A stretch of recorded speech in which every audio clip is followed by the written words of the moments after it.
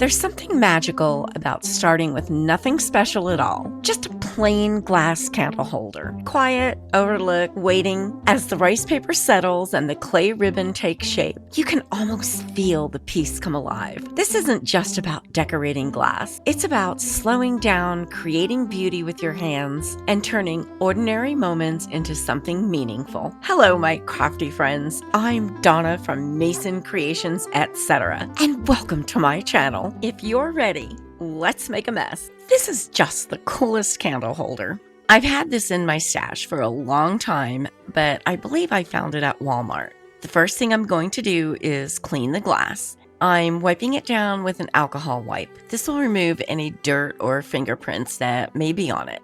I want a nice clean surface before I begin adding my layers. I'm going to brush on Polyvine's multi-surface lacquer in a dead flat finish. I'm using the dead flat finish because I want to remove the shine. It's specially formulated to create a durable bond on slick, non-porous surfaces such as plastic, glass, ceramic, and metal. That bond acts as a gripping layer that allows paints, decoupage papers, or transfers to stick more effectively. Without it, top layers may chip, scratch, or peel. For best results, I'm going to let this dry overnight. Notice that the glass isn't clear any longer. The multi-surface lacquer removed the shine, which gives the glass a frosted appearance. If you plan on having a section that you want to see through, make sure to avoid the lacquer in that area. Removing the shine is what's needed to give your paint good adhesion. I just love this rice paper. I got the A3 size so it would wrap around the entire candle holder. It's quite a bit larger than the A4 paper, which is approximately letter size. The A3 measures at 11.7 inches by 16.5 inches. Depending on the project, I get the larger size occasionally. That way I won't have to do any paint matching and blending. I'm measuring where to make my cuts on the paper. I left it a little bit longer than the candle, so I'll be able to sand the edges for a precisely cut edge. When piecing the back seam together, I'll be tearing the paper using a water brush. A water brush has a cartridge that you fill with water and then brush it on the napkin or rice paper. The water dispenses easily, so this is really convenient.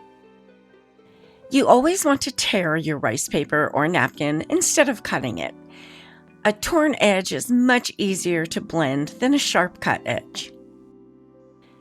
This and all the products you're going to see me use today came from decoupagenapkins.com, my wonderful sponsors. I'm using Polyvine Heavy Duty Varnish in a satin finish as my decoupage adhesive today. You can use this product as a varnish and an adhesive, which is true for all the Polyvine formulas. It works so much better than the most popular brand of decoupage glue that takes 28 days to completely dry and cure. This isn't a glue, so it doesn't go on thick and lumpy. Dries to the touch in 1 hour and is completely cured in less than a week. It's a varnish, so it dries crystal clear and will never yellow. All the Polyvine formulas can be used as a decoupage adhesive, so feel free to use whichever one you have on hand. I tore the edges of the paper on the sides so they fit together without very much of an overlap. If your overlap is too large, it will be very noticeable, so I try to keep it to a very small amount. I'm adding more of the varnish on top of the paper as I go. I sprayed a piece of a Ziploc bag with water so I can smooth out the rice paper. I'm placing it over top of the paper and smoothing out any bubbles or wrinkles.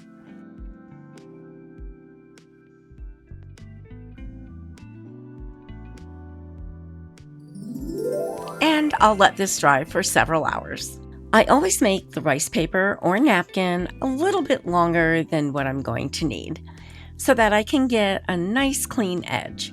I'm going to do this with a medium grit sandpaper.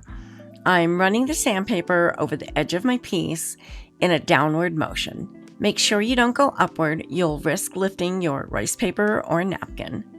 The sandpaper cuts off the paper, leaving a very clean edge. Because you're watching this video today, decoupagenapkins.com is going to give you a 10% discount on one order that's a minimum of at least $50. This is a one-time discount and is good on your entire order when you use the code MASON10 in all caps at checkout. You can also use this discount in conjunction with the free shipping on orders over $75. So now you can get that mold you've been eyeing or some additional rice papers you've been wanting. Even if you've been ordering from them in the past, you can still take advantage of this one-time 10% discount when using the code above. I'll leave all this information for you in my description box below. To find my description box, click on the word more just below the title of this video. And this is how you get an amazing shine with this varnish. I let the first coat dry for an hour, and now I'm sanding it very lightly with a fine grit sandpaper. I'll wipe off the dust and then give it another coat of varnish. You can repeat this process as many times as you like. Each time you'll get a little bit more of that flawless shine that Polyvine Heavy Duty Wood Varnish can provide. Make sure you allow it to dry for a full hour between coats. Where are you all watching from, my crafty friends? Let me know in the comments. I just love to see what cities and countries all my friends are watching from. I'm filming from sunny Las Vegas, Nevada in the United States. I'm using my favorite, DOS clay, to make some embellishments for this project. DOS clay is so easy to work with, dries quickly, and has very little shrinkage or cracking when dry. It's perfect for making molded pieces. After pressing the clay into the mold, I'm scraping off the excess with my palette knife.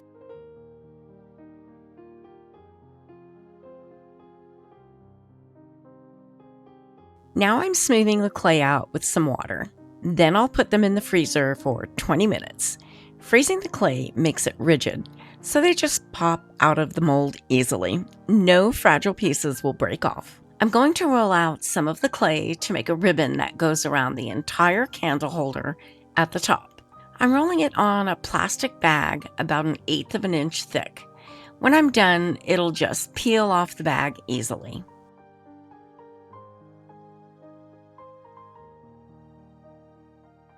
I measured and made it about 1 inch wide, and I used my palette knife to cut it to size.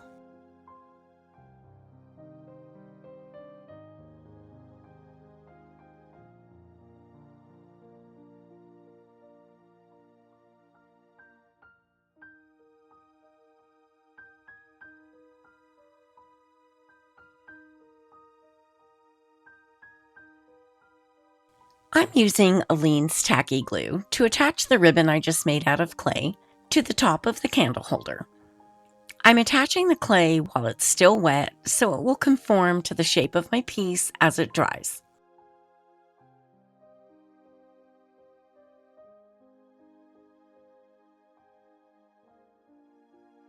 The top edge is rounded, so I couldn't get a really precise cut when I sanded it. So I'm bending the ribbon slightly over the rounded edge to hide the edge of the rice paper.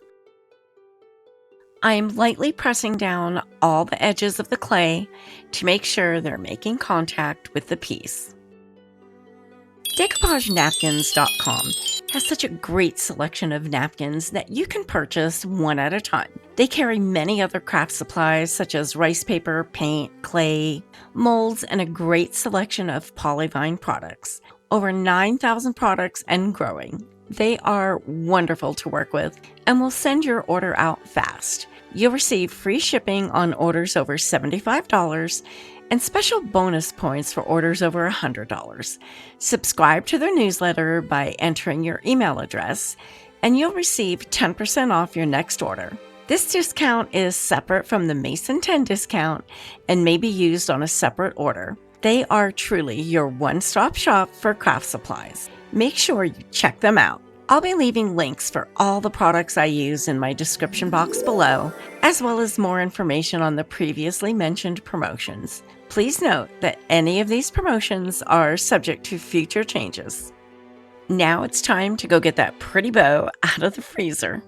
Fresh out of the freezer, watch how easily these just pop out of the molds. No delicate little pieces will break off. They are frozen solids, so I'll need to let them thaw for a few minutes, but not in the mold. Make sure you remove them from the mold right away as soon as you take them out of the freezer.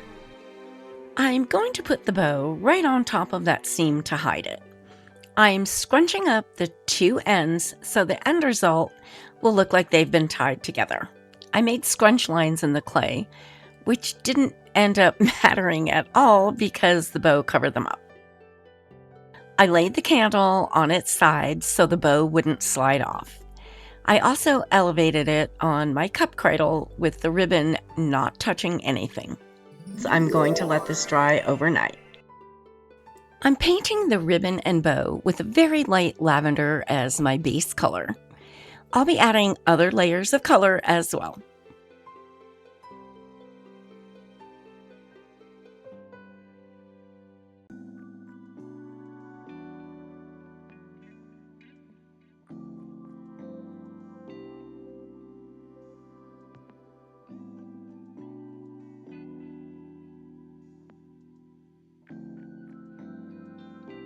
I'm mixing a dark eggplant color with some water to make it watery and runny. And I put it right in the little cup with the lavender and just mixed it all up. By doing that, the new color will have the same tone as the light lavender. I'm painting it on and then wiping some of it off. It will stay in all the creases and provide some shadowing. You're going to see me use a lot of different tools that make life so much easier. Things like a turquoise cup cradle to keep round objects from getting away, a bow dabra that makes bows in a snap, a water brush for separating rice paper and napkins, nail art brushes for fine detail work, palette knives, a rhinestone picker, and others. All of these items are listed in my description box below and my favorite tools section, just in case you'd like to check any of them out.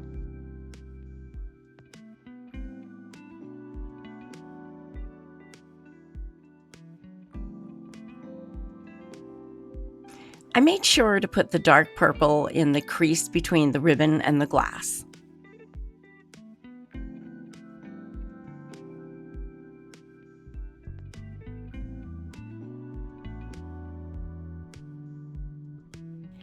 Now I'm dry brushing some light pink by Pentart called Rose. I'm dipping just the tip of my brush into the paint. I'm wiping off most of it on the side of the paint jar. Then wipe even more of it off on a paper towel. You want your brush almost completely dry to get the proper effect. I'm skimming just the tip of my brush across the high points on the embellishment. You don't want the paint to go into any of the cracks or crevices, just lightly across the top.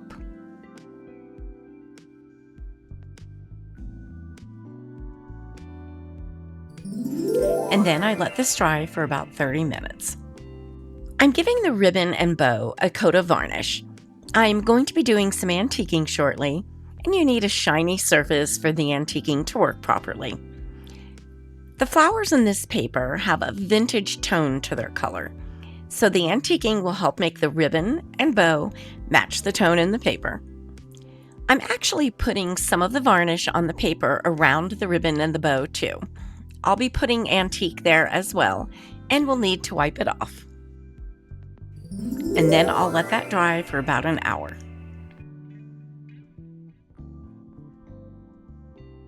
I'm going to add a little depth and dimension by doing an antiquing technique. I'm using folk art antiquing medium in the color Wooden Bucket Brown. I put a few drops in a little paper cup and added some water. I prefer my antique mediums somewhat runny. I'm brushing my antique on the piece, going over and around all the embellishments. I'm doing this in sections and wiping the antique off with a soft dry cloth right away before it can dry. Because of the gloss finish, it will wipe off the surface and stay in all the cracks and crevices, showing the details of the mold. Antiquing gives your embellishments some depth and dimension, making everything look 3D instead of flat. What a difference it makes. Everything just comes to life now. Notice how the tone of the paint has changed and now blends with the rice paper. Because the antique is brown, it will tone down your colors and give them a distressed vintage appearance. I test all the products that I recommend in my videos. I won't recommend anything that I haven't used myself and prefer. If I'm recommending it, you can bet it's a great product. Each product will be listed in my description box below and will have a blue link to make it easy for you to find. Any of the links I provide are safe for you to click on. And I'll let this dry for a couple hours. I'm going to give the entire piece another coat of heavy-duty varnish in the satin finish. It will protect the antique I just did, as well as add another layer of gorgeous shine to the decoupaged area.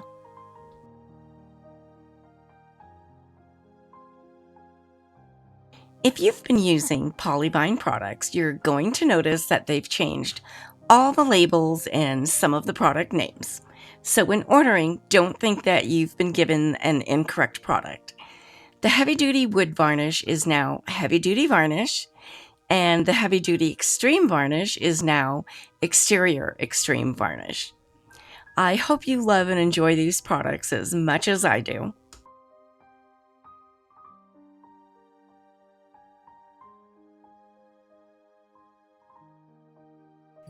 And then I'll let that dry for about an hour. You know me, it's time for some glimmer. I'm going to highlight the bow and ribbon with a wax rub in the color White Pearl. It's adding such a pretty pearl satiny appearance. I'm only catching the high points of the bow just to highlight it. I'm putting a small amount of the rub on my finger and rubbing it together with my thumb. Smearing it around like that prevents a large amount of your product ending up in one place. I've added a new playlist to my channel. This playlist consists of some very easy spring projects that are quick to make and might be good sellers at a craft fair. This project will be included in that playlist. If you're enjoying this video, please let me know by hitting that like button. When you click the like button, a new hype button shows up.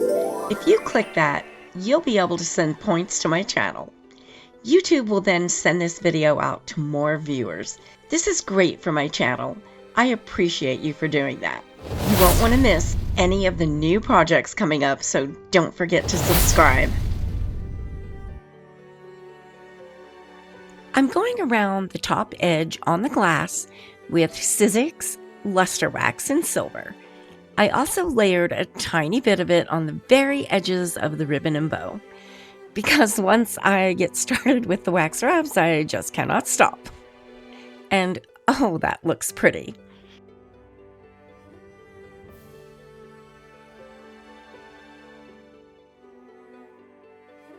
Don't forget, all of the wonderful products I'm using today can be found at my favorite place for craft supplies, decoupagenapkins.com, and I'll leave you links in my description box below.